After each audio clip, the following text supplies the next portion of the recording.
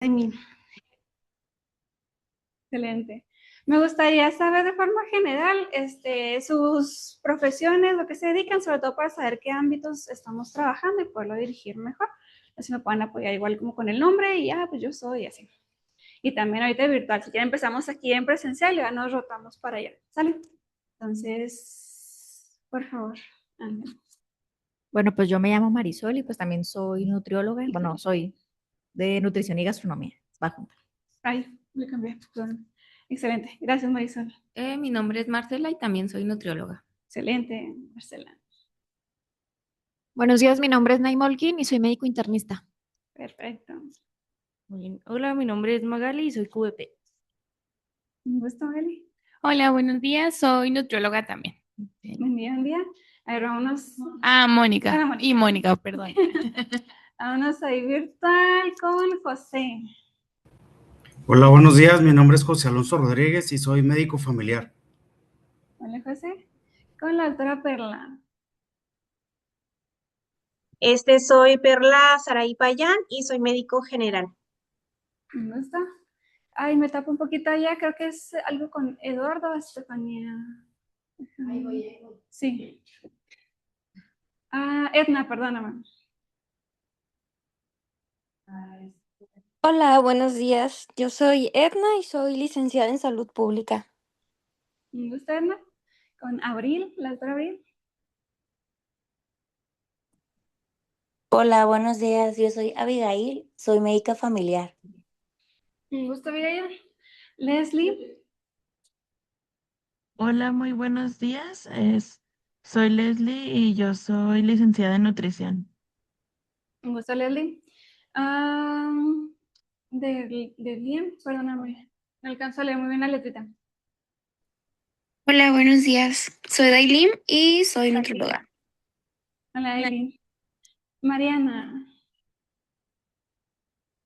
Hola, buenos días, ¿se escucha? Sí. Bueno, yo también soy nutrióloga y acabo de terminar la maestría en nutrición clínica. Excelente, padrísimo.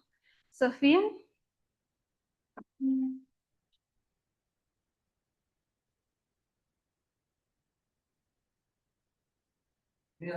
Sofía se durmió. Andrea. Hola, buenos días. Mi nombre es Andrea Serna y soy residente de medicina interna. Muy bien, Andrea. Mabel. Hola, buenos días. Mi nombre es Mabel y soy nutrióloga. Ok, ahí nos contestó también Sofía, soy nutrióloga de la UACH. Excelente. Y por último, Marisol, me parece. Si es que se movió un poco el orden de la pantalla. Antes ya estamos todos.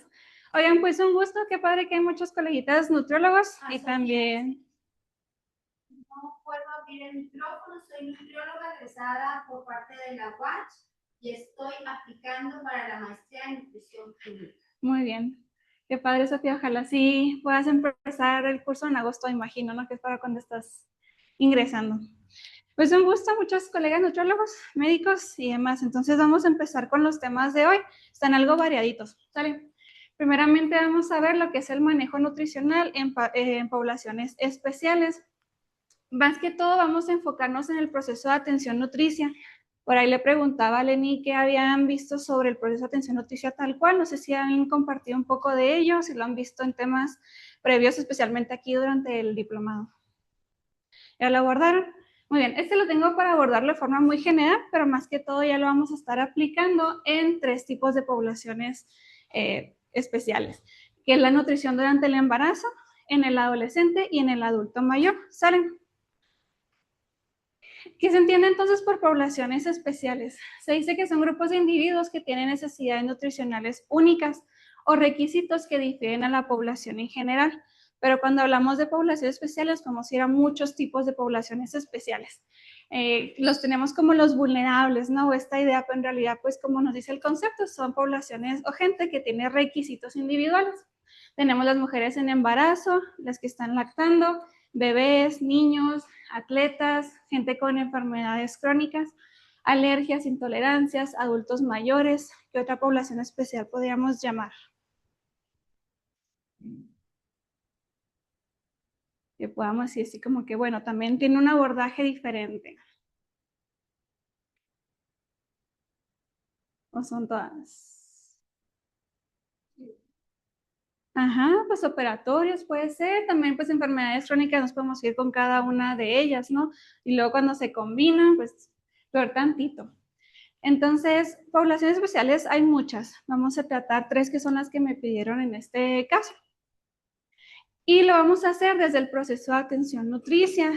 Como entonces bien saben, es una metodología sistemática. Quiere decir que sigue una serie de pasos utilizada por profesionales de la nutrición con el objetivo de identificar, diagnosticar, intervenir y monitorear problemas nutricionales. Esos es básicamente los objetivos y se cumplen por medio de los 4 pasos que incluye el PAN o el Nutritional Care Process como lo conocemos en inglés. ¿Sale? ¿Cuáles son estos 4 pasos? Nada más haciendo un recordatorio.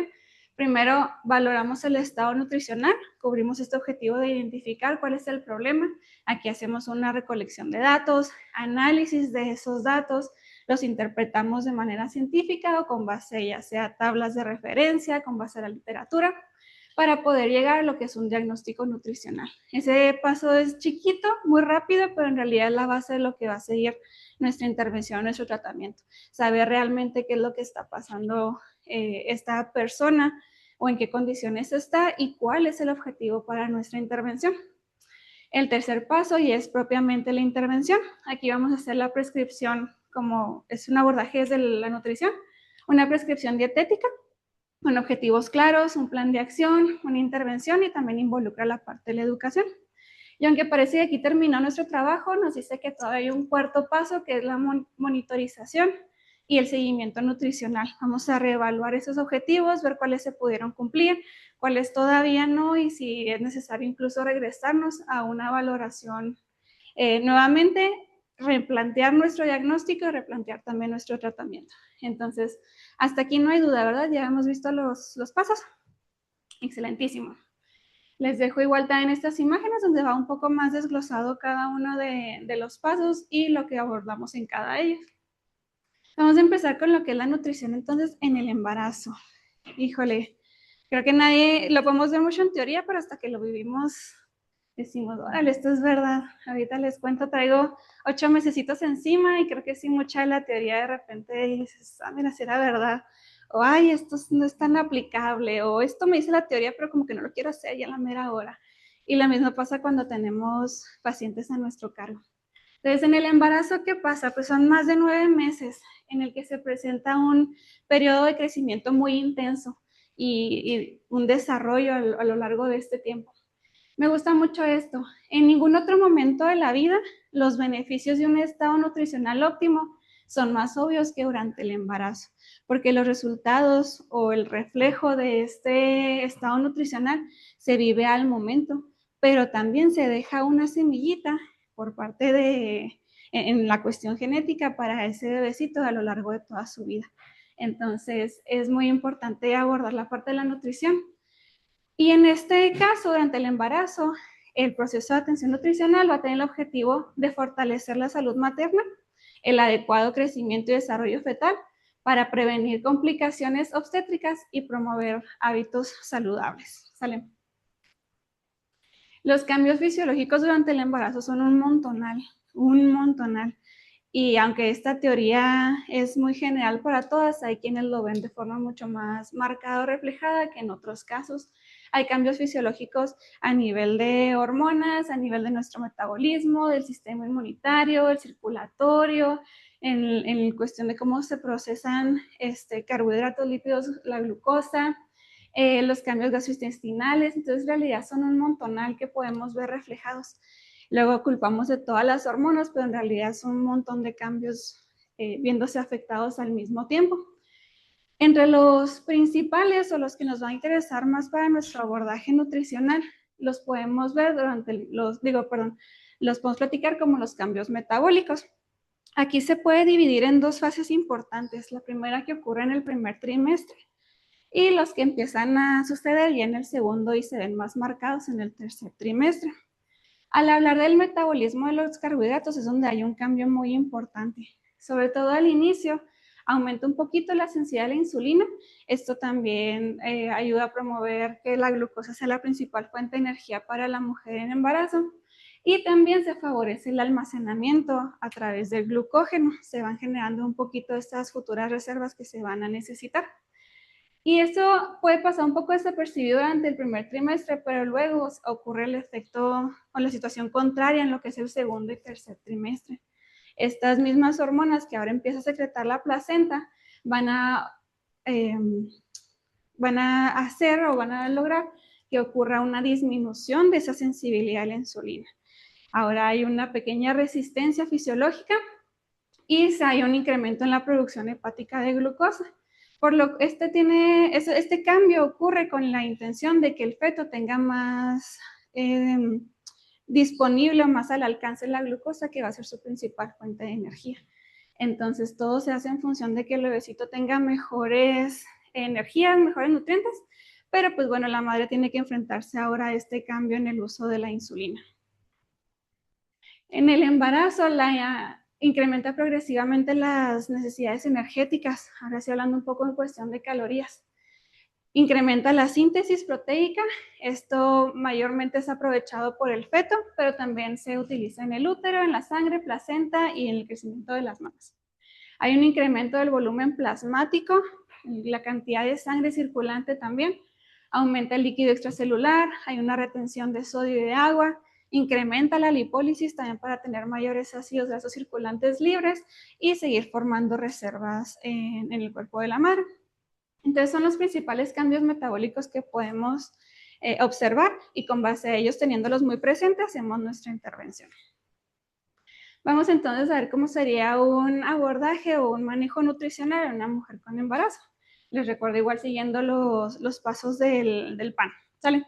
El primero nos habla de hacer una valoración del estado nutricional. Esta valoración la podemos hacer por parte de un historial clínico, viendo los antecedentes. Vamos a ver que también evaluando la parte antropométrica, también viendo la parte bioquímica y todo el completo de la persona. Por parte de la historia clínica hay algunos datos que necesitamos asegurarnos que estemos checando bien. La edad materna, qué tan joven, qué tan mayor es la mamá, si ha presentado enfermedades previas, lo que es diabetes, hipertensión, enfermedad renal, algún desbalance hormonal, enfermedades tiroideas, si presenta trastornos gastrointestinales, cuáles medicamentos, suplementos utiliza hasta el momento. Y no solamente la mamá en el momento, sino también qué antecedentes familiares vienen junto con ella y que puede tener un gran impacto en el transcurso de su embarazo. Si la familia cercana alrededor hay diabetes, hay hipertensión, si presentan obesidad, enfermedades cardiovasculares.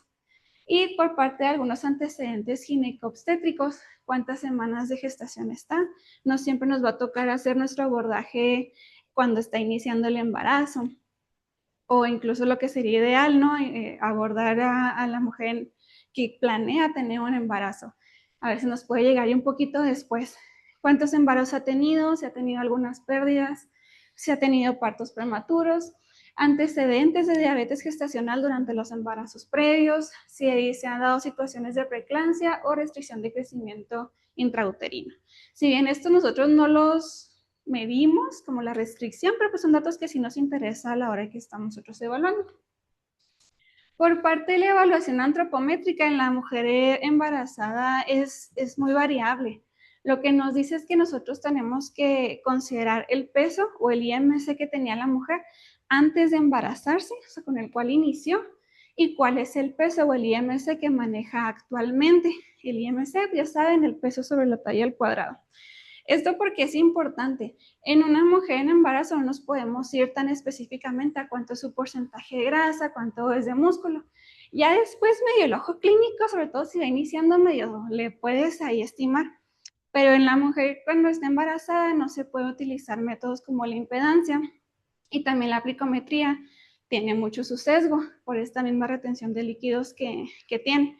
Entonces ahora sí que aunque el IMC está muy... pues ya no cuenta como un elemento de diagnóstico válido en cuestión de embarazo, es lo que podemos emplear.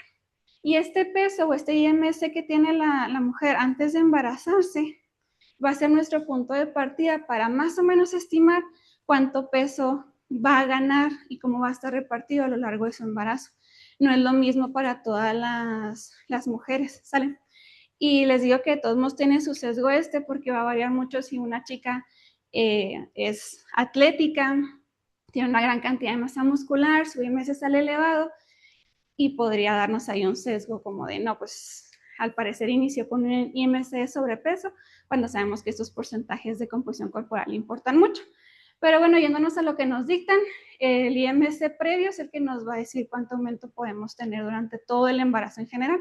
Si se fijan, para un peso bajo, el aumento de peso recomendado es mucho mayor. Y cuando partimos de un IMC de categoría de obesidad, el peso que aumentamos es mucho más chiquito. Se llega incluso a dar embarazos donde no hay nada de aumento de peso, donde el aumento de peso es muy, muy pequeñito. ¿Por qué? Porque mucho a lo largo se está usando a través de las reservas, hay un buen control.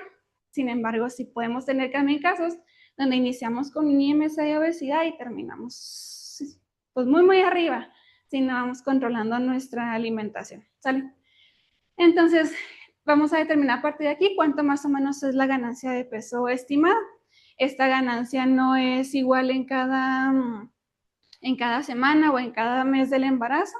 Vamos a ver que está distribuida para que sea gradual y va de la mano con el crecimiento y el desarrollo del bebecito. Esta es una tabla ejemplo de cómo se da el crecimiento, el aumento de peso en la mujer embarazada. Si se fijan, hay una... Bueno, acá les apunto. Si se fijan en las primeras semanas de gestación, que son las que están aquí abajito, no hay un aumento muy considerable. Es hasta medio kilo, 2 kilos en el primer trimestre. Después del primer trimestre empieza a haber un aumento de peso, un poco lineal, que se acentúa en el último trimestre del embarazo. Entonces no podemos esperar tener la misma ganancia siempre. Por eso es que muchas veces incluso el primer trimestre pasa muy desapercibido, porque aún no se ve reflejada esta ganancia de peso. Entonces con estas tablas nos pueden servir de guía para ir viendo la evolución de nuestra chica en embarazo y poder hacer recomendaciones a tiempo por identificar ahí factores de riesgo. ¿Sale? ¿Hasta aquí bien? Muy bien. Este aumento de peso, sinceramente, también a mí cuando la teoría decía que, híjole, es un montón de kilos, pues, ¿dónde van todos esos kilos? Pero todos esos kilos van distribuidos, no son puramente el almacenamiento de grasa que tiene la mujer. Ese aumento de peso está distribuido en distintos órganos. Una parte, claro, importante va a ser dentro del bebecito o el feto, pero también está distribuido entre la placenta, el útero, el líquido amniótico, la retención de líquidos que se presenta, los depósitos maternos también que hay de grasa y el aumento de sangre que hay a lo largo del embarazo. Entonces, ahí lo podemos ver escondido, ¿sale? Y esta ganancia de peso que nos marca la tabla está pensado para un bebecito de 3,5 más o menos al final del embarazo. Y si se fijan, la ganancia de peso por término total para un bebecito de 3,5 nos está diciendo que son hasta de casi 15 kilos. Entonces, ahí vemos en dónde se pueden esconder. Por parte de la evaluación dietética, las herramientas que más utilizamos son los recordatorios de 24 horas, las frecuencias de consumo y la historia dietética.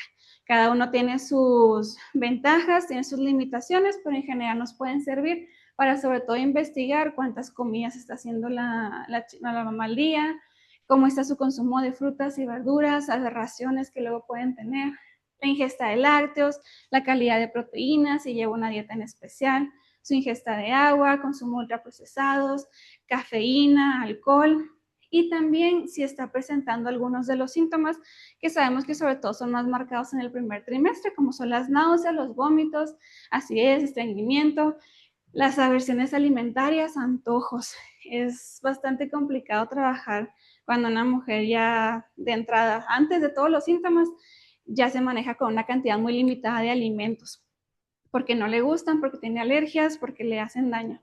Y luego cuando tenemos estos nuevos síntomas que un día se presentan y luego al siguiente no, y luego surgen nuevos, también ahí nos tenemos que ir adecuando para poderle facilitar un poco la alimentación y que no se pierda esta parte importante.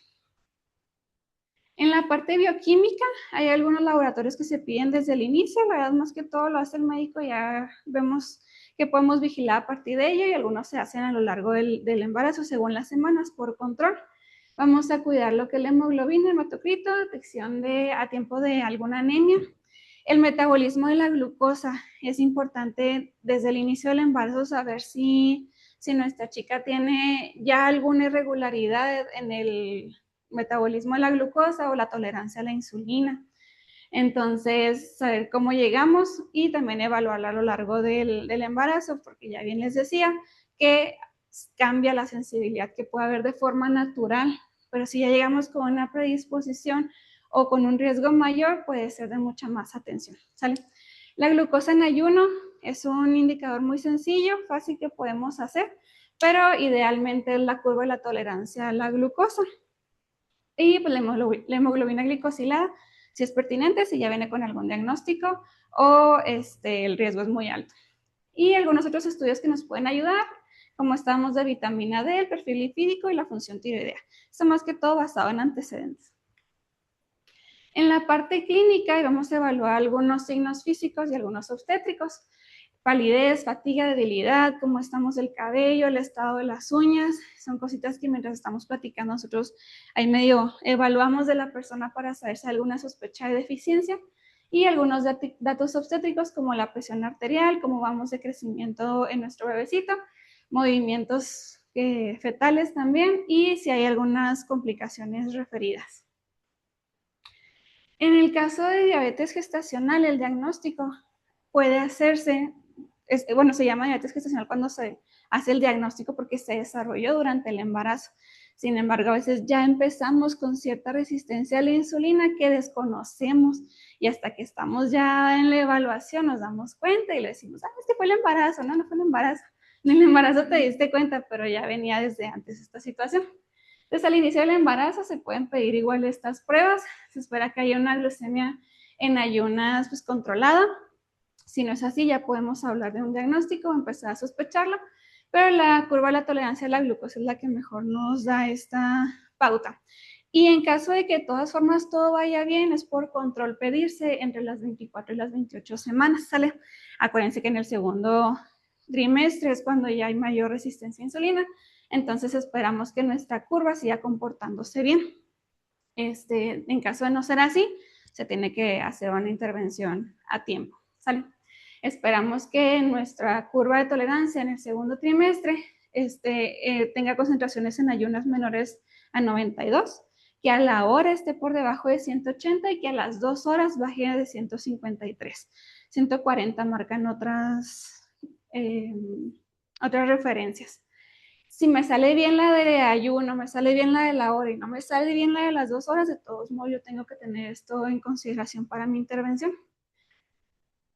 Y con esto en mente ya podemos entonces hacer un diagnóstico. Aquí les puse 2 a forma de ejemplo, pero pues se pueden dar muchas situaciones, sobre todo dependiendo de en esta historia clínica, en esta evaluación que yo esté haciendo, cuáles son los aspectos de atención que haya detectado.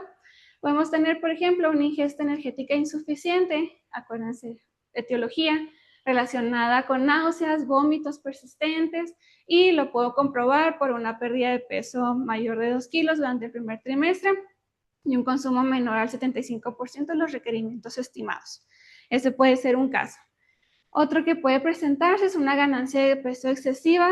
Esta la relaciono con un consumo elevado de productos ultraprocesados, bebidas azucaradas, y la evidenció por un aumento ponderal de 6 kilos en un mes, ¿sale? Entonces puedo tener muchas situaciones a las cuales, de las cuales partir y que estas van a ser mis objetivos a tratar. ¿Va que va? Ya nos abordamos el primer y el segundo paso. ¿Estamos bien? Excelente. Ahora sí, en cuanto a nuestra intervención nutricional, se las voy a manejar en estas 3 poblaciones de forma muy general porque de verdad que cada caso es un mundo. Entonces tenemos el panorama general a considerar y a partir de ahí nos tenemos que ir derivando o siendo más puntuales según las pequeñas sospechas, riesgos que se puedan presentar. En cuanto a la parte energética, decíamos que hay un aumento en las demandas. Entonces, estos requisitos o estas demandas que va a tener la chica no son estáticos o no son incluso iguales en cada tiempo. Estos varían durante el curso de la gestación. Va a depender mucho de las reservas de nutrientes que tiene la chica antes de iniciar, el tamaño, la composición corporal, los niveles de actividad física. Podemos tener a 2 niñas igualitas en IMC, igualitas en edad, viviendo en la misma casa y demás, y aspectos como la actividad física, aspectos hereditarios, pueden ser un punto diferente en las necesidades que van a tener. La etapa del embarazo en la que se encuentra, en qué semana, en qué trimestre, y el estado de salud que presente, si hay alguna otra enfermedad relacionada. Sin embargo, en todos ellos, las dietas saludables que se establecen durante el embarazo pueden prolongarse mucho después del mismo y beneficiar la salud de por vida. Está muy padre cuando un embarazo es planeado, buscado también desde el aspecto nutricional, o bueno, ya se enteró una vez que que ya está embarazada, pero decide tomar esos cambios o cuidar un poco más su alimentación y poderla conservar para el resto de sus días. En la intervención, los requerimientos aumentan a causa de la síntesis de proteína y tejido graso y el costo de sustentar una cantidad creciente de tejidos metabólicamente activos. Ahora sí que todo lo que está ocurriendo dentro requiere de mucha energía. Aún en el primer trimestre, cuando todo está en apariencia muy chiquito y no se alcanza a ver y la gente ni cuenta se da, hay una gran demanda dentro. Se puede tener un aumento promedio de 300 kilocalorías al día a lo largo del embarazo, pero más puntualmente este aumento de la energía lo podemos ver por trimestres. En el primer trimestre incluso el aumento es tan chiquito que lo podemos no considerar. Algunos consideran hasta 150 calorías extra al día, pero es un gasto muy pequeño. Y a veces incluso no se considera en la prescripción porque como también tiende a haber una baja en la actividad física, por el mismo cansancio, sueño, se dice que ahí medio se compensa. Entonces no lo hacemos tan marcadamente hasta que entramos al segundo trimestre.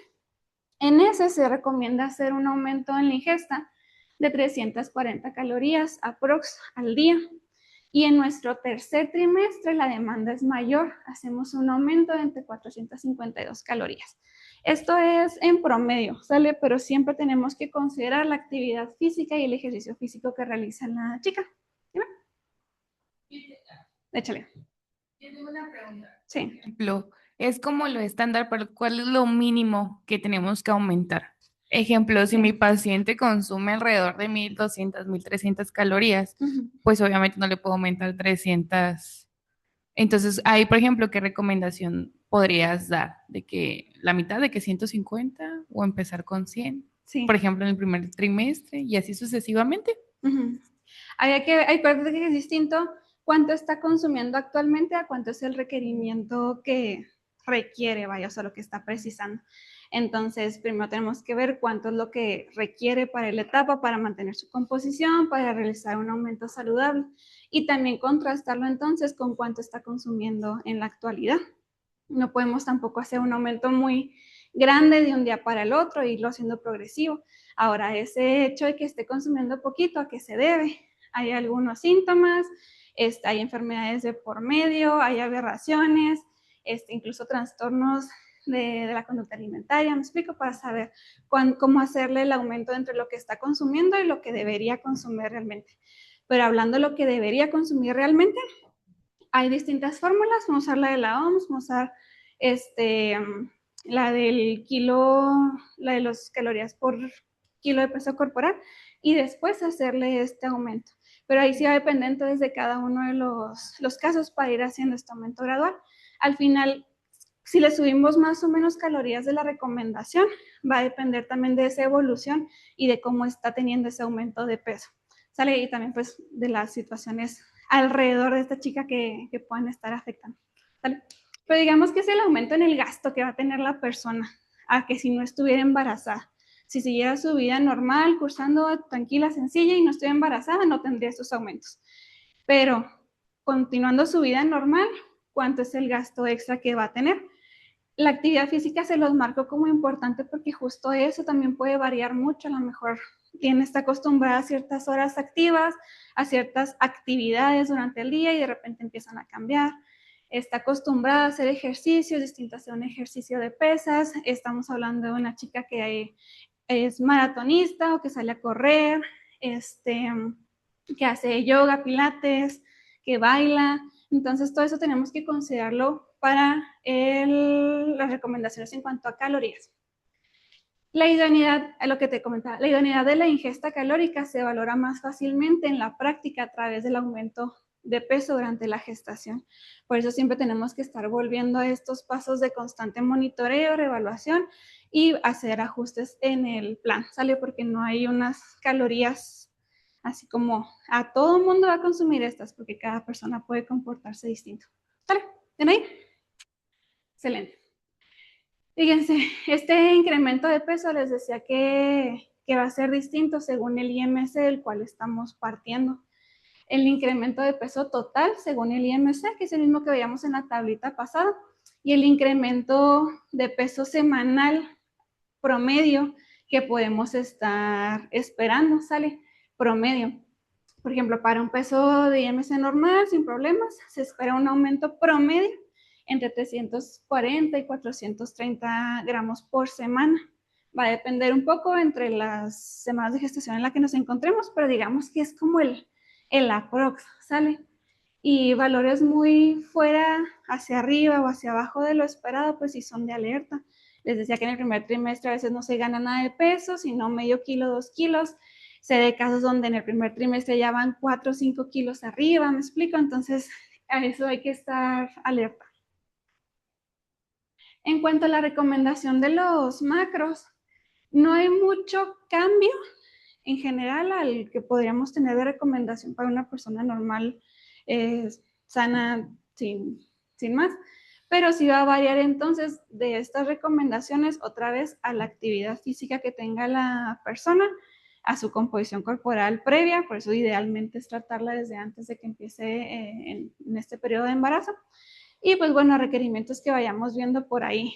En la ingesta de proteína se estima entre 1.1 y 1.25 gramos por kilo al día, mucho mayor en el caso de una persona con una cantidad de músculo importante. En cuestión de las grasas se siguen dividiendo, 30-35%, los saturados tienen que estar en menor cantidad.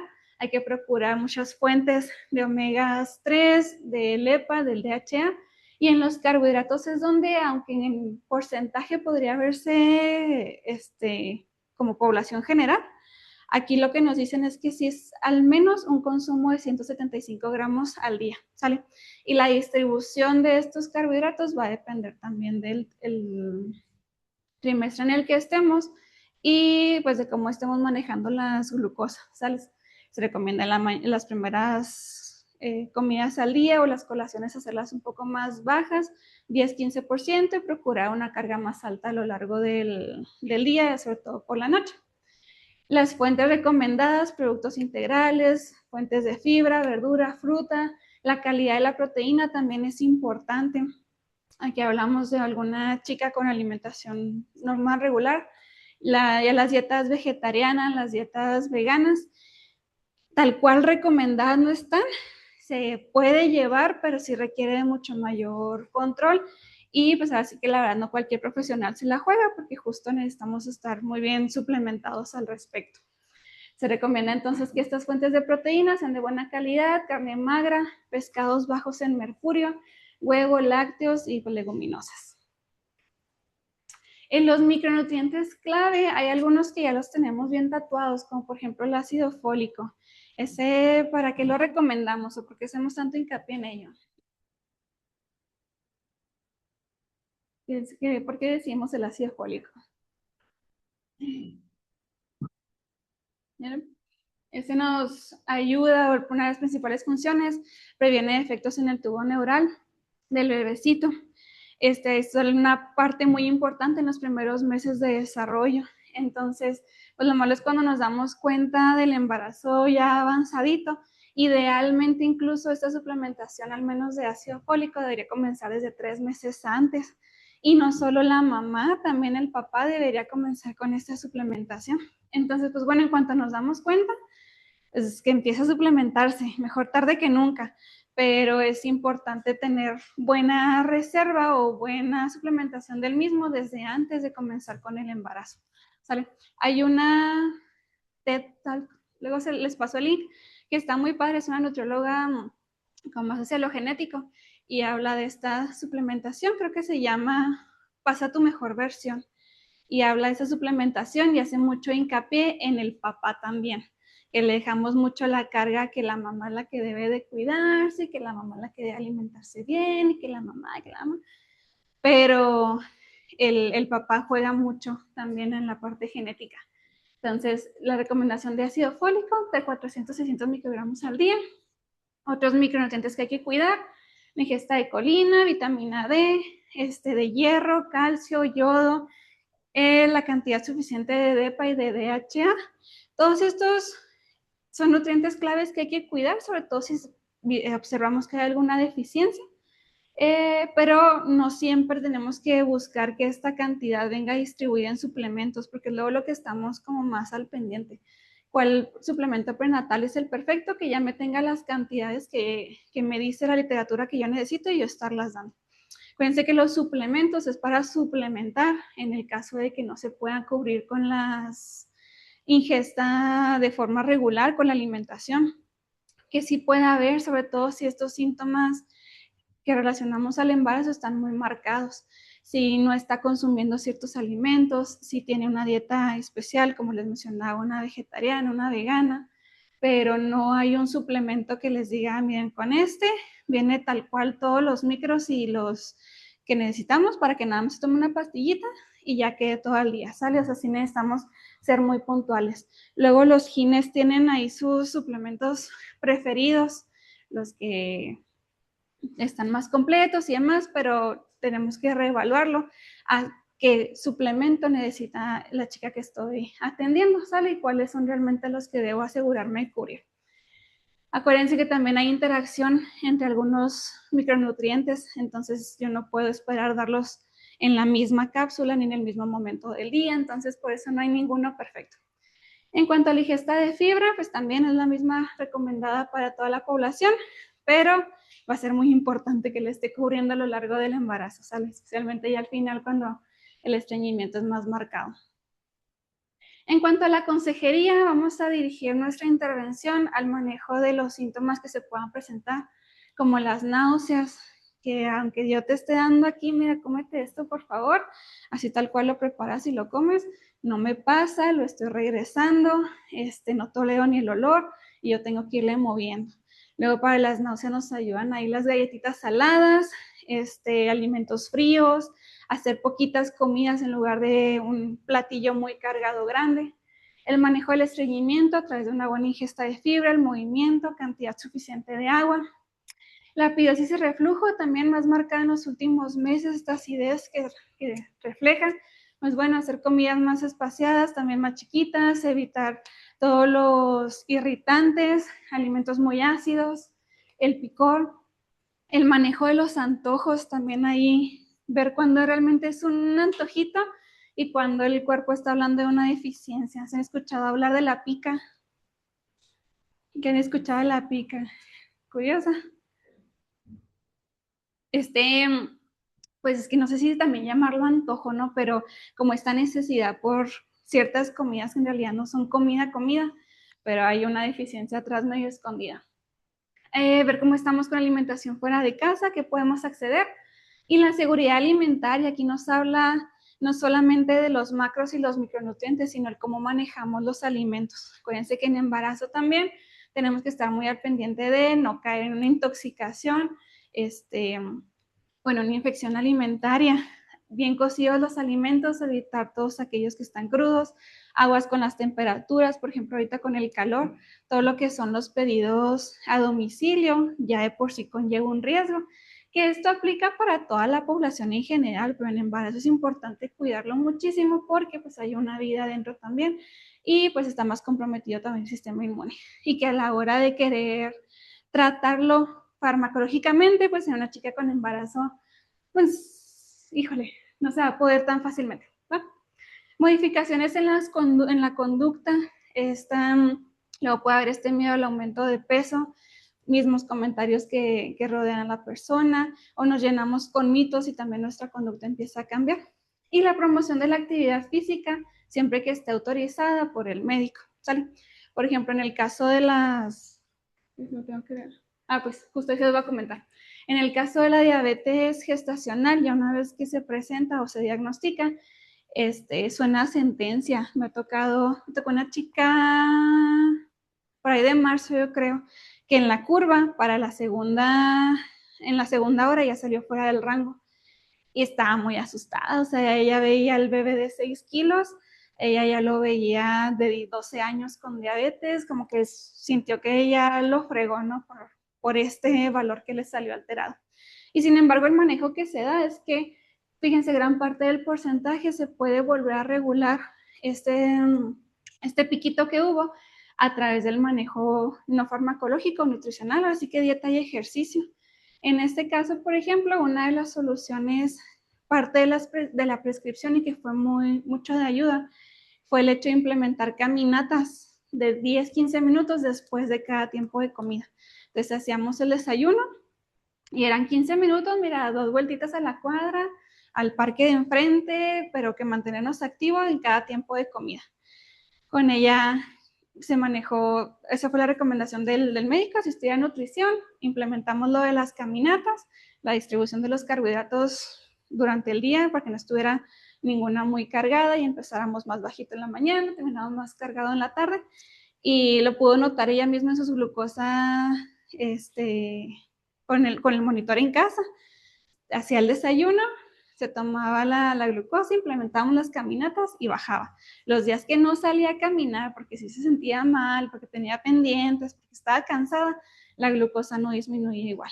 Entonces, pues bueno, tuvimos ahí buenos resultados simplemente con implementar actividad física y pues una nutrición adecuada. No hay una evidencia de unas calorías específicas para tratar en la diabetes gestacional, que digamos, todas aquellas diagnosticadas van a reducir 300 calorías al día su consumo para poder hacer. Pero sí se nos pide que hagamos un buen control del aumento de peso. Y las pautas establecen que la alimentación debe proporcionar una ingesta adecuada en calorías para promover la salud del feto, de la madre y lograr objetivos glucémicos adecuados, ¿sale? Entonces tenemos que irnos moviendo conforme la paciente también va reaccionando o actuando en el seguimiento, ¿va? En el caso del monitoreo y la evaluación que vamos a estar haciendo, ahora sí que es una reevaluación de los primeros pasos. Cómo seguimos de la presión, si hay presencia de edema, si estamos resolviendo los malestares gastrointestinales, si el crecimiento de nuestro bebecito sigue siendo el adecuado, salimos ya de los percentiles, cómo vamos con base a la edad gestacional, si no ha habido más complicaciones, el aumento de peso de la chica que esté siendo el adecuado. En los bioquímicos también, por ahí del segundo trimestre, luego empieza a haber como hay un aumento en la cantidad de sangre, puede haber una hemodilución. Entonces, en apariencia hay una disminución en la hemoglobina, pero más bien está aumentando el plasma sanguíneo. Entonces, también checar cómo andamos ese aspecto, si es necesario suplementar o no. Y pues algunos indicadores dietéticos, cómo vamos en la adherencia al plan. El plan puede estar perfecto, pero si mi paciente no lo está realizando, pues no va a servir de nada. Entonces, ¿qué tengo yo que hacer de adecuaciones para que pueda quedar mejor? Acomodar horarios, acomodar consistencias, acomodar tipos de alimentos, la calidad de la dieta, cómo la estamos llevando y cómo está haciendo nuestro consumo de suplementos y también tiene que modificarse. ¿Va que va? En general, este es nuestro diagrama para el abordaje. Hacemos la evaluación del historial, la valoración, llegamos a un diagnóstico y podemos diferirlo si estamos teniendo, pues digamos, un buen embarazo, no hay mucho riesgo, están bien los controles o si hay algún riesgo de malnutrición. En el caso de que todo esté bien, podemos dar un seguimiento de una vez por mes. Ahí pues sabemos que va a haber muchos cambios cada semana, pero una vez al mes, una vez por trimestre podría ser el adecuado. y en caso de que sí esté habiendo algún riesgo, nuestra frecuencia para reevaluar estos indicadores, parámetros, pues tiene que ser mucho más seguida. Incluso nos dicen una recomendación de una vez al mes. ¿Sale? Hasta ahí, ¿qué tal? ¿Todo bien? ¿Está bien? ¿Alguna otra duda allá virtual? ¿Cómo vamos? Excelente, entonces. Muy bien, les digo, son las pautas generales, pero si nos vamos a enfrentar a casos muy particulares. En la adolescencia, otro periodo, otra población especial, nos lo dice. ¿Por qué es especial? Porque es una etapa de transición entre la niñez y la adultez, pero sobre todo porque se caracteriza por un crecimiento muy acelerado. Hay muchos cambios hormonales, la maduración sexual y el desarrollo psicosocial que nos van a influir. Entonces, no solamente nos vamos a enfrentar a que está creciendo rapidísimo, a que físicamente el cambio es muy notorio, sino a que en su mente, en su conciencia, también hay muchos cambios pasando al mismo tiempo. Y al igual que en el embarazo, no todos se presentan al mismo tiempo, ni todos lo presentan tan marcado. Durante este periodo, los cambios biológicos, psicosociales, cognitivos, tienen un efecto directo en el estado nutricional, ¿sale? Tanto el cómo entremos a esta etapa y cómo la estemos atravesando. Y nuestro proceso de atención nutricional va a buscar, identificar, diagnosticar, intervenir y evaluar problemas nutricionales para favorecer un adecuado estado de salud y prevenir enfermedades futuras, no solamente las que tenga durante esos años el adolescente, porque el cuerpo es bien poderoso, se va adaptando a lo que le esté presentando, pero luego los estragos de todas esas malas situaciones, de una mala nutrición, pues lo vemos reflejado en una vida adulta, ¿no? O sea, a lo mejor el adolescente ahorita está de la fregada, pero se ve bien. Sin embargo, no quiere decir que en un futuro no le vaya a cobrar todo eso que estuvo teniendo tanto de déficit como en exceso. En la adolescencia hay un periodo y es una constante lucha por la independencia. Ya no es tan fácil que haga lo que le pedimos, así que hay que irlo convenciendo, pero sobre todo irlo haciendo más consciente y autónomo en las decisiones que él está tomando para que, pasada esta etapa, pueda continuar por plena decisión propia. En este periodo también de búsqueda de independencia se pueden presentar conductas alimenticias que pueden afectar a la salud. Podemos encontrarnos con regímenes dietéticos excesivos, una sobreatención por lo que yo estoy consumiendo. Y pues está volviendo por ahí también mucha lo que está influido todo por las redes sociales, que antes no eran redes sociales, eran revistas o eran los mismos comentarios de la familia, pero muy excesivos regímenes, ¿no? Mucha preocupación. Hay mucha omisión de comidas, a veces también por esta misma obsesión, a veces por horarios, a veces por actividades que tiene el niño, a veces por también el núcleo familiar que lo rodea y las actividades que realiza. El uso de complementos nutricionales o no nutricionales poco convencionales, como empiezan a tener al alcance el poder ellos comprar, el poder ellos buscar, el poder ellos obtener, a veces estamos consumiendo o suplementándose de formas inadecuadas por recomendación de otros. Yo me acuerdo, por ejemplo, que tenía 15 años cuando empecé con los quemadores de grasa. Sepa que eran quemadores, pero de algún compañerito que dijo que iban a ayudar para no ganar grasa. Dije, pues yo también quiero. Y tenía 15 años, porque tenía acceso yo a quemadores de grasa, ¿sale? Pero entonces ese tipo de suplementos nos pueden llegar a hacer mucho ruido.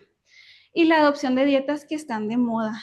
Ya no tienen esos títulos tan marcados como cuando estábamos adolescentes y que después hicieron capítulos de La Rosa de Guadalupe, que salió que la dieta de la luna, que la dieta de la piña, que la dieta de no sé qué, pero siguen presentándose tendencias hacia alimentaciones disfrazadas de saludables que pues realmente son de moda, no tienen mucho sustento, pero que pueden tener un gran impacto en la salud de los jóvenes, ¿no? ¿Les llegaron a conocer alguna dieta así muy popular?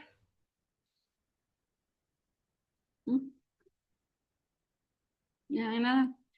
Se puso también muy de moda un tiempo Pues es que lo vegano realmente empezó como moda, ¿no? O sea, son pocos quienes siguen lo vegano con conciencia, con detalle en el proceso, en lo que involucra, pero el querer dejar los alimentos de origen animal,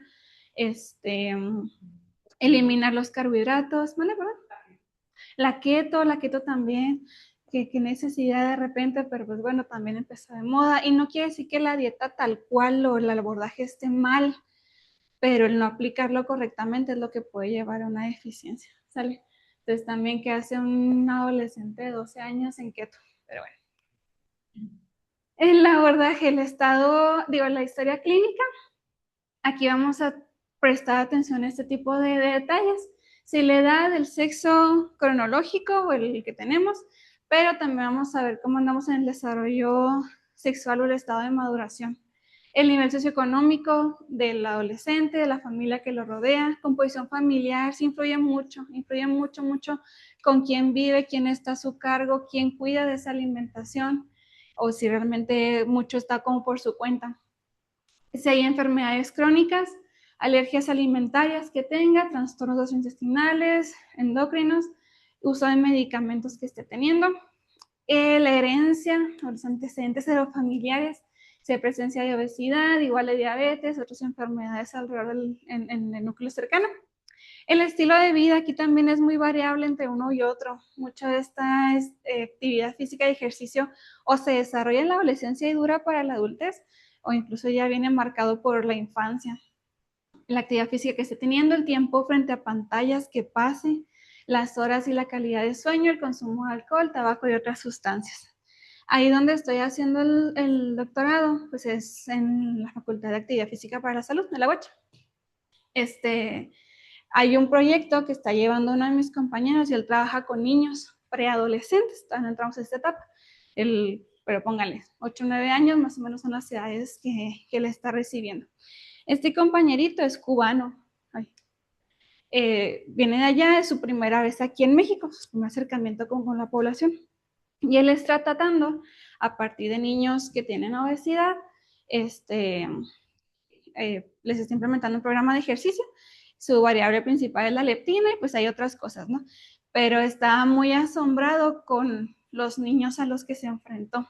Él sabía que México tiene un nivel de obesidad infantil importante, hay un premio internacional, pero sí está muy impactado de físicamente cómo son los niños y el nivel de actividad física y ejercicio que tienen, o las habilidades que tienen o que están desarrollando. Por ejemplo, él le asombraba mucho, o sea, porque sí, de verdad son niños muy pesados y no batalló en encontrarlos. Le bastó ir a 3 primarias, a la convocatoria, evaluación y demás, y hay niños de 9 años, arriba de los 100 kilos, ¿me explico? O sea, son niños muy pesados.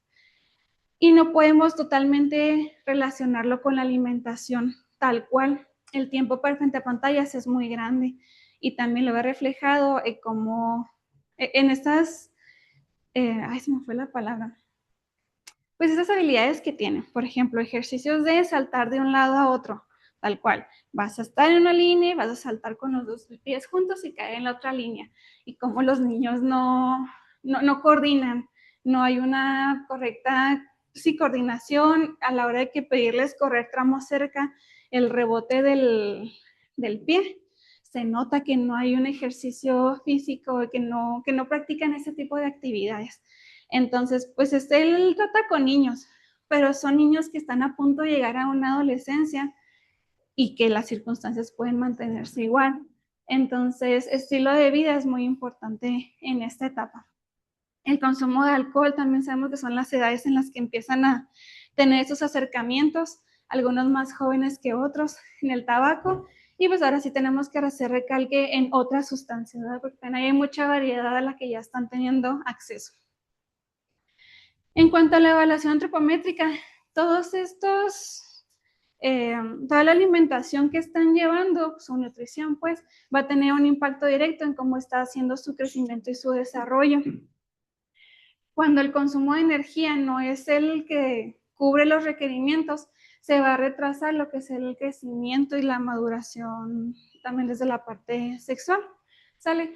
empezamos a tener niñas con una menarca muy tardía o muy temprana también.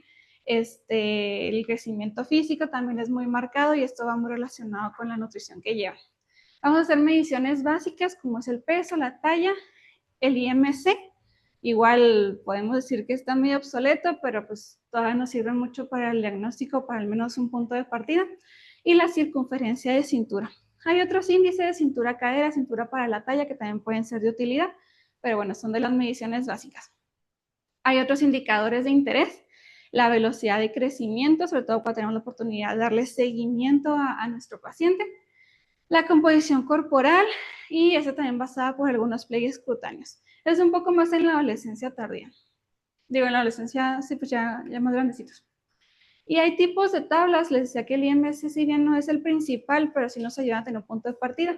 Esta es una tabla del cambio en el IMC que puede tener con base a la edad. Son tablas de la OMS que nos abarcan hasta los 20 años. Es el caso de una para niños, pero es una igualita para niños. Lo padre de estas de la OMS es que sí nos consideran ese aumento de grasa que difiere entre niños y niñas y que puede también relacionarse con el IMC. Entonces están un poquito más ajustadas, por si nos separan hombres y mujeres. Pero si se fijan también, a la hora de que el IMC al menos va cambiando conforme a la edad, también tiende a tener una curva un poco más exponencial después de los 12 años, 12, 13 años. Entonces, ahí ubicamos a nuestro pacientito en un percentil para poder identificar si hay un peso adecuado para la edad, si estamos por arriba o estamos por abajo y tener un indicador de riesgo. ¿Sale? En la evaluación dietética, nuestras herramientas son las mismas, pero aquí lo que vamos a buscar o evaluar son la cantidad de comidas que está teniendo, cómo andamos en los ultraprocesados, bebidas azucaradas, los hábitos escolares también, como en la escuela, como en la casa, se lleva lonche, la familia, y empezar a evaluar si hay alguna restricción alimentaria voluntaria, si está bajo algún régimen que haya visto por ahí de moda, si hay presencia de atracones, omisiones de comidas que nos hagan sospechar algún trastorno de la conducta. En la evaluación bioquímica son como los más comunes, pero en realidad lo que va a depender si pedimos o solicitamos alguno de ellos es a partir de la evaluación clínica. Si estamos teniendo fatiga, palidez, mucho cansancio, acantosis, está bien ubicada y que pareciera que está muy escondida, pero no, a veces es muy obvio que ya estamos teniendo un problema con la tolerancia a los carbohidratos. Alteraciones del cabello, en la piel, las uñas, en la presión, ya hay niños con la presión arterial muy elevada.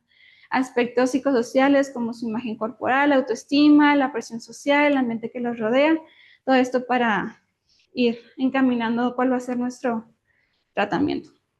Hay indicadores de riesgo nutricional que no propiamente son el peso y la talla, pero el hecho de que esté reflejando poco apetito, en general no tiene hambre o no, o eso es lo que está mencionando él. Si tiene bajo consumo de ciertos grupos de alimentos, si está llevando alguna dieta en especial, cuántas comidas está haciendo al día, si está siguiendo, qué tan seguido come fuera de casa en restaurantes también. Si está consumiendo algunos fármacos, también los recursos financieros. Él compra su comida, él hace su comida, requiere que le estén dando, como la situación económica de los papás, la imagen corporal que él está teniendo, actividad física, está integrado en algún ejercicio físico, no participa de este tipo de actividades y pues el consumo de algunas sustancias como el alcohol, el tabaco y otras drogas. ¿Sale? Nuestro diagnóstico igual puede ser muy variado. Aquí les puse unos ejemplos. Podemos tener una ingesta excesiva de carbohidratos relacionada con conocimientos insuficientes sobre el conteo de carbohidratos si estamos presentando a lo mejor una diabetes. Un consumo muy frecuente de bebidas azucaradas. Esto lo evidenciamos con hemoglobina glicosilada, glucosas en ayuno, postprandiales elevadas y un consumo habitual reflejado por la frecuencia de consumo, ¿no? Y ya sabemos de dónde partir.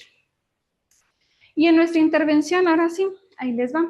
Durante la adolescencia, los requerimientos de energía y de nutrientes van muy de acuerdo al grado de maduración que está teniendo, no precisamente nada más a la edad que dice. La edad es fácil preguntarle y nos dan el dato, y a veces sí se considera dentro de las fórmulas, pero es importante sobre todo tener en cuenta el grado de maduración. Y por desgracia hay pocos datos para definir el consumo óptimo de energía y nutrientes en este periodo. No hay una fórmula por excelencia.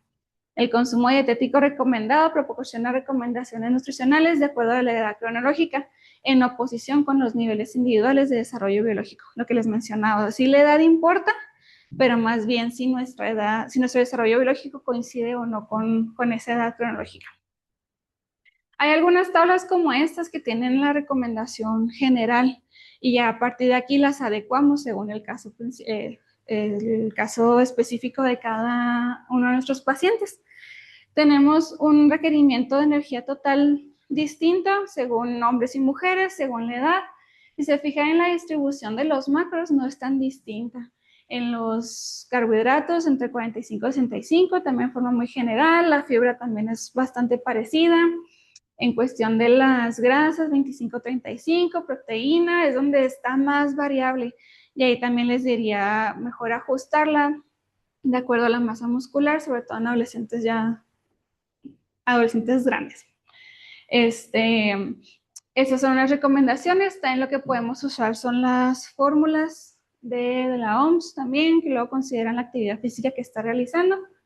Y en cuestión de los micros, también son las recomendaciones generales. En esta han dado mucha pausa porque la verdad donde más hay que hacer hincapié es sobre todo cuando sí ya está habiendo alguna deficiencia y la sospechamos a través de la parte clínica o a través de esta frecuencia de consumo, ¿no? O sea, si está teniendo bajo consumo en cierto grupo de alimentos, si está habiendo en general una baja ingesta de energía, o si ya por alguna deficiencia de nutrientes la podemos ver por algunos rasgos físicos. Lo que sí va a ser bien importante en esta etapa es la educación nutricional que estemos dando.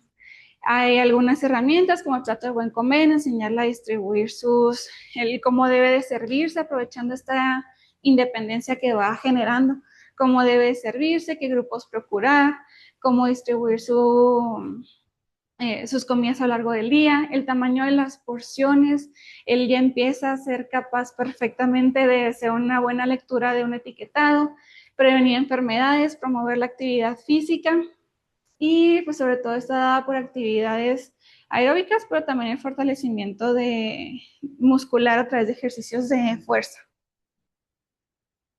En el caso de la diabetes, aquí podemos tener una diabetes que ya se desarrolló desde edades más tempranas y que ya estamos cursando alrededor de ello, como también podemos tener un alto riesgo de desarrollarla por lo mismo de inadecuado estilo de vida. En los adolescentes pueden elegir ser más independientes en sus elecciones de alimento y tener más libertad respecto a qué comer, cuándo y cómo. Entonces, como ya empiezan a ser ellos capaces, aquí se suele presentar mucho descontrol, porque entonces ya puedo yo tomar decisiones lejos de la atención de mis papás y al cabo no se van a dar cuenta y luego todo se complica, ¿no? Esto puede afectar de manera negativa el manejo de la glucosa que estén teniendo y la elección de alimentos. Si fueron diagnosticados durante su infancia, tal vez sea importante una reeducación. No muchos tienen acceso a una educación en cuanto al manejo de la diabetes desde la infancia, o a veces son directamente los papás los que les manejan todo, pero a la hora de él empezar a tomar más autonomía en sus decisiones, necesitamos reevaluar, además de actualizarnos con lo que se sabe ahora en esta etapa de vida, también acomodarla a cómo él está llevando sus actividades diarias. Las recomendaciones alimentarias se basan en los principios de alimentación saludables, adecuados para todos los jóvenes y sus familias. Como veíamos en los macros, en realidad no cambia tanto, va a cambiar el cómo lo vamos a presentar a ello. El consumo calórico y los nutrientes esenciales deben apuntar a tener un peso corporal ideal, un crecimiento y desarrollo óptimo y prevenir complicaciones agudas y crónicas. Ajustar el peso y pues, por ejemplo, si ya estamos teniendo un peso elevado para la edad, muchas veces no es tan necesario perder peso tal cual, sino limitar, que no esté aumentando, que no siga aumentando de la misma forma y permitir que el puro desarrollo de estatura ajuste esos aspectos en cuanto al peso. Ya otro punto de aparte son todos los bioquímicos. Y los métodos y herramientas de educación sobre alimentación en la cuantificación de los carbohidratos es fundamental cuando se trata de un adolescente que vive con diabetes. El enseñarle a él poder cuantificar los carbohidratos, que lo vamos a ver en otros sábados, en el siguiente de hecho me parece, y que pueda él hacerlo propiamente. El monitoreo, pues ahora sí que vamos a vigilar las metas que estemos teniendo, cómo andamos en la parte antropométrica, los laboratorios, las recomendaciones que se hicieron y cómo estamos también en cuanto a la participación de la familia y el ejercicio físico que estamos tratando de implementar y promover mucho en esta etapa porque va a dejar una huella muy grande en su adultez. ¿Hasta ahí bien? Muy bien, voy a ir un poquito más rápido en cuanto al adulto mayor. Seguimos aplicando lo del PAN. Aquí me gustaría igual también platicar lo que en esta frase dice, lo que cuenta como vejez depende de quién esté contando. ¿Qué podemos reflexionar, opinar de esta frase? Lo que cuenta como vejez depende de quién está contando. Pues tal vez, ay, disculpa. A ver si quieres, aquí primero y lo pasamos en Sí. transmisión. ¿Qué me decías? Pues sí que entre más jóvenes piensan que la vejez es más pronto. Y ya Ajá, como ok. van creciendo, Sí. pues no. Sí, me explico. Ok. Por allá, ¿qué decíamos?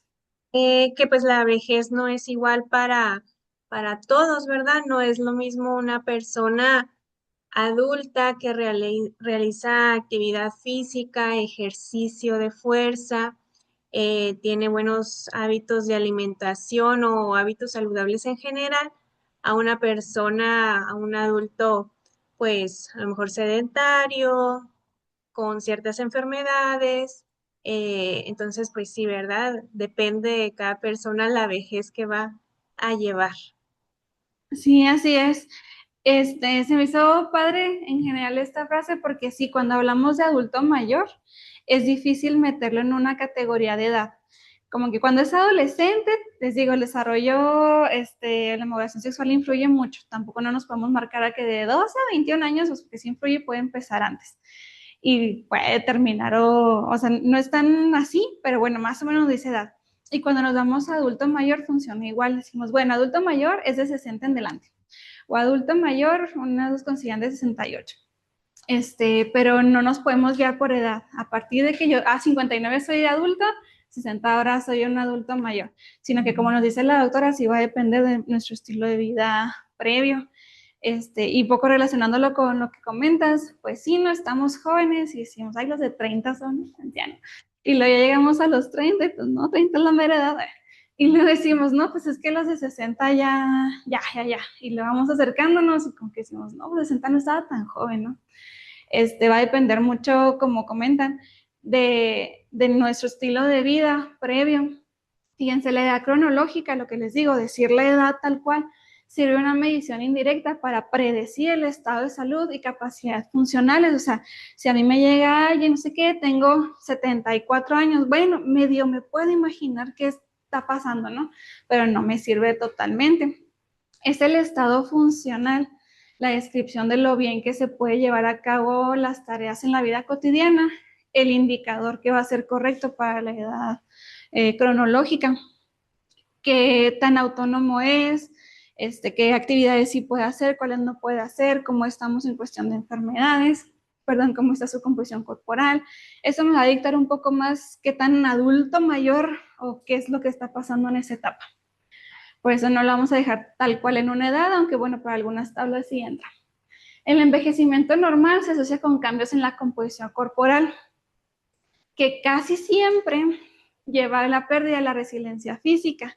Se piensa entonces que conforme mayor edad tiende a haber menor, pues sí, resiliencia, hay menor capacidad para realizar las actividades diarias que estamos teniendo.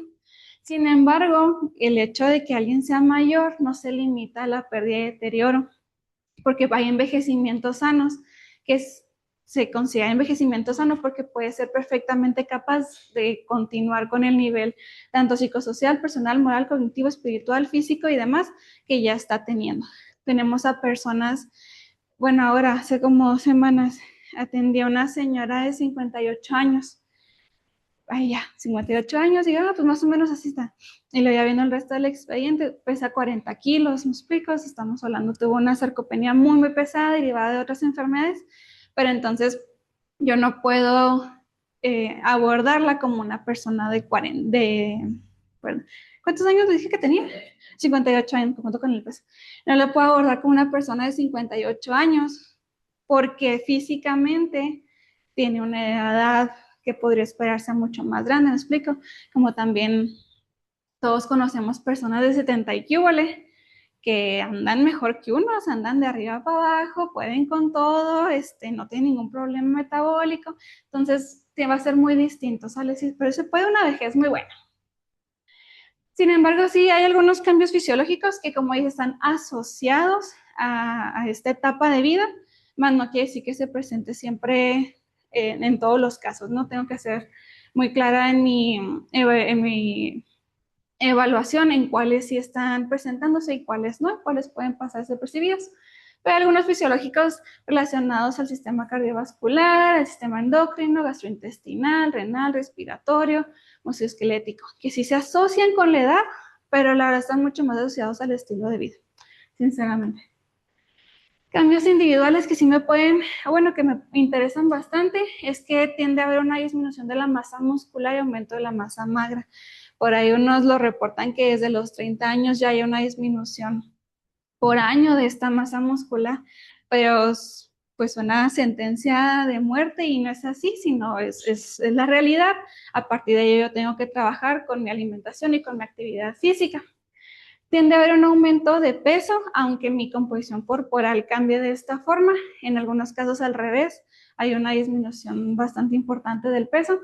La densidad ósea también no es de ley que va a ocurrir, pero sí, sobre todo si no realicé buen ejercicio físico en mi adultez, hay una menor densidad en mi vejez. Cambios en la sensibilidad, estas a veces muy sutiles, a veces muy marcadas, alteraciones olfativas que luego también tienen este efecto relación con el gusto y ya con las comidas que yo estoy teniendo, inhibición con el disfrute de las comidas, es decir, les ha tocado en caso de sus papás, abuelos o personas que conozcan, comidas que hicieron toda la vida y de pronto ya no me gusta, vuelven a ser niños de que no, es que y no solamente ya no lo tolero, o sea, ya no me gusta o no se me antoja, ya no quiero comerlo. Y la cantidad de alimentos que se permiten empieza a ser mucho más chiquita. Hay alteraciones en la salud bucal, puede haber pérdida de piezas dentales, dificultad para masticar, disminuye la salivación, por lo cual también me dificulta más tragar. Y esto, aunque parezca que no, pues sí va a afectar en lo que yo estoy comiendo, tanto en qué como en cuánto estoy comiendo. Y hay alteraciones en la señalización del apetito y de la sed. Por ahí había un estudio donde los separaban en 2 grupos, les modificaban la dieta algunas semanas, se las hacían de una restricción calórica y a otros les hacían un aumento en las calorías durante ciertas semanas y luego les daban bandera verde para pues, comer lo que tú quieras. Y en los adultos mayores tendían a seguir comiendo como les habían dado en la restricción previa. O sea, como que se acostumbraban a comer lo que estaban acostumbrados a comer, más no porque empezaran a regular mejor su apetito. ¿Me explico? O sea, no, tengo hambre empieza a faltar y a veces no es porque tengo que comer o porque me toca comer. Y si estoy acostumbrado a pocas comidas, a omitirlas, a pocas porciones, pues eso también me puede afectar a seguir teniendo una pérdida de peso o un aumento de peso no adecuado. En la valoración nutricional, aquí voy a evaluar también presencia de enfermedades, osteoporosis, demencia o indicios de medicamentos que esté tomando. Esto luego está bien intenso con la cantidad de medicamentos que llegamos a la vejez. Situación económica también es importante, quién es mi dependiente, quién es el que está encargado o el que mantiene. La red de apoyo familiar, no es lo mismo cuando un adulto mayor vive solo en su casa o tiene muy poco apoyo, a cuando hay presencia a lo mejor de hijos, hermanos, vecinos que también ayudan en el día a día. La capacidad funcional, te les enseño algunas pruebas. En la antropométrica, ¿cuál es mi peso actual? ¿Cuál es mi peso habitual? Y si yo he tenido una pérdida o ganancia de peso involuntaria en los últimos meses. Lo puedo también relacionar con el IMC, pero más bien este cambio en el peso. Circunferencia de pantorrilla es un buen indicador. También se está viendo una pérdida de la masa muscular importante, o la circunferencia del brazo también. En la parte dietética, mismas herramientas que me pueden ser muy útiles. Y lo que les mencionaba de estas alteraciones en el apetito y la señalización en los sentidos, pues, si hay dificultades para masticar, deglutir, suplementos que esté consumiendo. La clínica y la funcional también son aspectos importantes, tanto los laboratorios que podamos tener, también vamos a evaluar la salud bucal, el riesgo de caídas, la fuerza muscular. Hay un aparatito que se llama dinamómetro, o la fuerza de agarre también, y es un aparatito, se presiona con fuerza, registra cierto valor, y la pérdida de esa fuerza, aunque sea nada más en la mano, es una buena herramienta, un buen elemento indicador de cómo andamos en la fuerza muscular o en nuestra calidad de masa magra. Entonces también es algo que se puede hacer muy sencillo en la consulta. Las capacidades que tiene para realizar sus actividades diarias y la presencia de sarcopenia. ¿Qué es sarcopenia? ¿Han escuchado esa palabrita? ¿De qué nos habla de sarcopenia? Fíjense, no solamente del peso, cuando hablamos de que alguien tiene muy bajo peso, podemos tener a alguien con peso elevado y una cantidad de masa muscular muy pequeña o ya de consideración. Y sabemos que el músculo es el que sostiene a nuestros huesitos, pues es un elemento importante. Está el sarcopenia, está la sarcodina. Sarcodina, va a trabar. Bueno, pero habla de la funcionalidad de ese músculo, ¿sale? También hay que considerarlo. Diagnósticos, podemos tener muchos, por mencionarles algunos. Una ingesta inadecuada de líquidos relacionada con la disminución de la sensación de sed. La evidenciamos por un consumo de agua muy pequeño y signos de deshidratación. Y los objetivos. En esta etapa de vida o en este tipo de población, los objetivos van dirigidos a preservar esa masa muscular. Sí se puede tener una ganancia de músculo en la adultez, en la vejez, va a ser distinta a la ganancia que se puede tener en la etapa más joven, pero se puede, ¿no? No nada más es prevenir que ya no se pierda más, sino que sí se puede aumentar, nada más que el porcentaje en el que aumenta, pues es mucho más chiquito. Vamos a prevenir una desnutrición o malnutrición. Vamos a buscar mantener la independencia funcional del adulto mayor, controlar enfermedades y favorecer una adecuada hidratación. Son más que todos los objetivos principales, ¿sale? Pero pues vamos a adecuarnos. En la ingesta energética necesitamos buscar que sea el mantener un peso corporal sano. El gasto de energía se determina a partir del metabolismo basal, y el basal es el que disminuye mucho en esta etapa. Disminuye por la edad, disminuye por la cantidad de músculo que tenemos y por la actividad física que estamos teniendo. Esta actividad física o este ejercicio físico puede ser muy variable entre un paciente y otro. El basal nos dice que más o menos estamos entre las 1000 y 2000 calorías por individuos que tienen un IMC normal. Más o menos, pero siempre la actividad física es muy importante. En esta etapa, aunque la fórmula no se diseñó para esta población, sí está validada en personas hasta 80 años, en la fórmula de Mifflin, y pues también necesitamos considerarlo de la actividad física como gasto extra, ¿sale? Más o menos también es una distribución de la ingesta, de los valores, tanto de los carbohidratos, lípidos y proteínas. La de la proteína, se fijan, va desde 0.8, puede aumentar hasta el 1.5, podemos irnos hasta los 2 dependiendo de la calidad de la masa muscular, de la actividad que esté haciendo. Y pues también aquí entra la parte de que luego en la vejez ya tenemos, nos enfrentamos a cuestiones renales. Entonces ahí también se puede variar, pero pues bueno, eso es algo aparte. Los carbohidratos igual, una ingesta entre 45 y 65, sigue siendo predominante por la parte de carbohidratos complejos. Las grasas igual, tenemos que seguir buscando que las saturadas estén por debajo del 10%. El colesterol también, hasta 300 miligramos al día está bien. Y el alcohol, todo nos dice aquí con moderación, pero pues bueno, si podemos evitarlo estaría perfecto. La fibra nos va desde 14 gramos por cada 1000 calorías, que es más o menos igual a la etapa de la adultez, que nos puede ir hasta 28 gramos. Aquí también algunos de los nutrientes. Más que todo platicar qué suplementos tomar. La falta de apetito deriva en algunas enfermedades, pérdida del gusto, olfato, depresión y demás. Estos suplementos más bien van a entrar nuevamente cuando la dieta no los está supliendo. No hay un suplemento, creo que está, por ejemplo, el Centrum Advance, y como si ya es que es para adulto mayor, pues que se lo tome solito. Pues no quiere decir, no hay un suplemento que me esté dando los nutrientes de un adulto mayor. Yo tengo que ver qué nutriente entonces sí le está faltando, porque por distintos síntomas no está pudiendo consumir ese grupo de alimentos o en la cantidad suficiente, y entonces poderlo prescribir de forma precisa. Pero no hay un suplemento perfecto para esta etapa de vida. Podemos sospechar de ello cuando se están evitando algunos grupos de alimentos, cuando hay algunas sustancias o medicamentos que pueden estar alterando la absorción y el metabolismo de estos, ¿sale? Pero sí, así otra vez un suplemento que me tenga todos tal cual, pues no. Y en la educación, aquí yo voy a buscar una adecuada hidratación, que les digo que empieza a haber mucha alteración en la sensación de la sed. Entonces, pues asegurarme que lo esté consumiendo durante el día. Esto lo puedo hacer incluso a través de los alimentos. Acuérdense que es la cantidad de agua total. Me incluye la que viene ya en los alimentos o en mis cocciones. Puedo yo modificar las texturas. Esto va a ser importante, sobre todo cuando hay pérdida de piezas dentales. O problemas para tragar, hacer alimentos más blanditos, suaves, en cuestiones a veces líquidas, los licuados también pueden ayudar.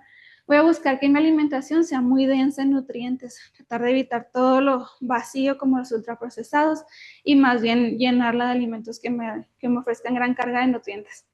La inocuidad alimentaria sigue siendo muy clave.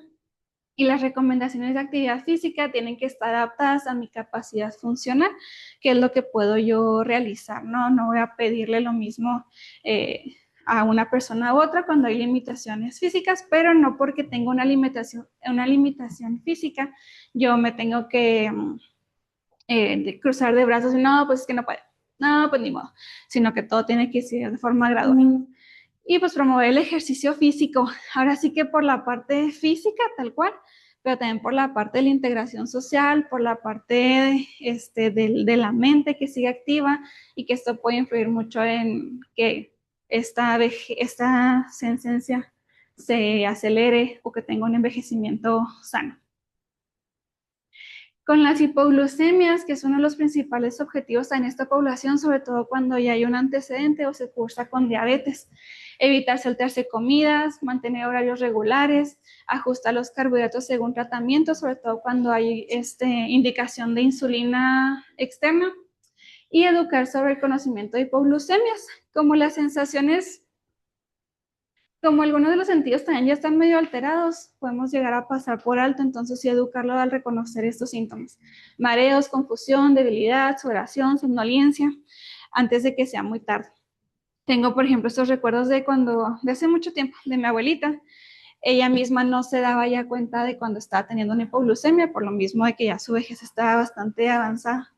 Entonces era muy estar al pendiente de cuando estaba teniendo este tipo de síntomas, porque ya ni ella misma podía levantarse las glucosas. Entonces era con miel untársela en la boca, pero alguien externo a ellos sale, porque ella ya tampoco era capaz de percibir cuando ya estaba teniendo alguno de estos síntomas de sospecha. Entonces, la educación. Y pues monitorear los mismos aspectos. Le digo, la fuerza de presión es un indicador de esta masa muscular, el estado de hidratación, cómo andamos en el peso, el cambio de peso, los bioquímicos cuando es necesario, y pues los dietéticos también, la adherencia que estamos teniendo. Entonces, se fijan, este proceso de atención es muy general. Es una herramienta fundamental para brindar atención nutricional de forma sistemática, aplicada a distintos grupos. En este caso lo aplicamos a estos 3 poblaciones especiales para identificar, establecer, diseñar intervenciones y reevaluar o seguir el monitoreo. ¿Va? Pero no debe considerarse un proceso rígido o estandarizado. Esta presentación que les voy a compartir igual, pues tiene tablas y todo que son de referencia, pero no se lo queden como algo de ley. Aquí dice que son 200 miligramos, sino que todo tiene que adecuarse al paciente que yo estoy abordando. Todos presentamos características biológicas, psicológicas, sociales, culturales, económicas, de entorno muy particulares que van a influir y que me van a obligar a que yo haga flexible mi intervención a cada uno de ellos. Siempre tiene que entrar el pensamiento crítico, actualización del profesional y una capacidad de adaptación, sobre todo en la educación que yo estoy dando. Esto es lo que me dice la bibliografía, pero pues yo estoy viendo que está consumiendo mucho menos de lo que me está diciendo. Entonces, no señora, mañana va a hacer esto, a ver cómo le hace, sino adecuarlo a cada persona y saberlo llevar de forma gradual a través del monitoreo. ¿Sale? Hasta aquí bien, chicas y chicos. Good. Vamos a darle 5 minutos. ¿Qué le pasó? ¿Son alguna referencia? Les compartí, este libro está muy padre, el de nutrición en las diferentes etapas de vida, porque me trata las etapas de vida en condiciones normales, sanas, ideales, perfectas, y trata algunos padecimientos. Y les dejo también algunos de cómo es el proceso de atención nutricional. Se lo pasó muy... ya. Vamos a darle, si les parece bien, unos 5 minutos. Y los otros temas son más cortitos. ¿Sale? ¿Ahí en línea todo bien? Entonces, miren, yo tengo aquí que son las 10:35. Vamos a darle unos 5, ¿sale? Y ahorita damos otro tiempo en otros temitas que vamos a ver. Entonces, 10:40, no se quieren ir al baño, tomar airecito, ahí estirar las piernas y por desayuno. Y nos vemos ahorita.